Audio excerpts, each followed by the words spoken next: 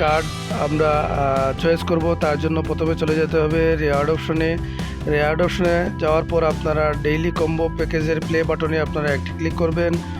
তারপর এরকম একটি ইন্টারফেস আসবে। এখানে আপনারা শেষ লাইনের প্রথম কার্ডটি টাচ করে ধরে প্রথম বক্সে ছেড়ে দিবেন। তারপর শেষ লাইনের শেষ কার্ডটি আপনারা টাচ করে ধরবেন, ধরে 2 নম্বর বক্সে ছেড়ে দিবেন।